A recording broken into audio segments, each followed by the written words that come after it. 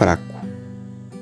No capítulo 14 do livro de Romanos, nós encontramos uma cuidadosa abordagem do apóstolo Paulo para orientar como que deve ser a relação entre aqueles cristãos que se acham fortes e aqueles cristãos que se acham fracos na fé.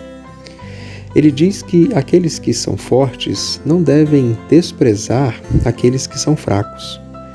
E da mesma forma, aqueles que são fracos na fé não devem condenar aqueles que são fortes.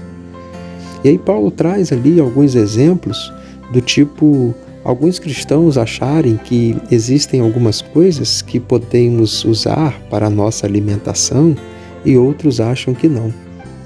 Há alguns que afirmam que determinado dia da semana é o certo, o único a ser guardado, e outros, na verdade, trabalham a ideia de que o dia é o menos importante. E aí, nessa briga, nesse desentendimento, nessas diferenças de interpretações, os cristãos acabam errando, porque acabam se desentendendo, acabam se ofendendo, e às vezes por uma conduta impensada, por um comportamento às vezes muito preso na lei e não no amor, acabam perdendo algumas pessoas. Paulo diz nesse texto que o nosso interesse em não perder e não escandalizar ninguém deve ser enorme, pois se o próprio Cristo entregou a sua vida, morreu em lugar daquele que é fraco também na fé, é porque ele é importante, ele precisa ser valorizado. E a nossa conduta, portanto, não deve discriminar ou desprezar aquele que é fraco.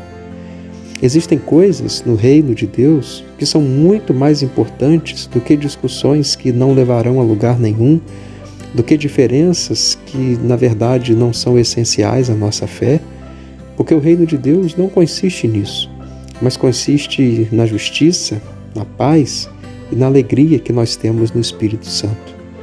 Portanto, que todos nós, quer sejamos fracos ou fortes, que vivamos bem uns com os outros. Que haja respeito, que haja unidade, que haja entendimento, que a gente entenda que há lugar para um e para outro no reino de Deus. Que a gente não viva nessa quebra de braço entre forte e fraco, mas que a gente una os nossos braços na luta pelo reino. Vamos orar? Senhor, existem algumas pessoas no Teu reino que são mais fracas na fé, outras que são mais fortes, mas a realidade é que precisa existir cooperação entre todos os lados para que o Teu reino vença. Se nós eventualmente fazemos parte de um ou outro grupo, que não venhamos a nos desentender ou a brigar uns com os outros, mas que possamos viver em paz, que possamos viver e praticar a justiça e que possamos aproveitar a alegria que existe no Espírito Santo. Nos ajuda e nos perdoa. Em nome de Jesus. Amém.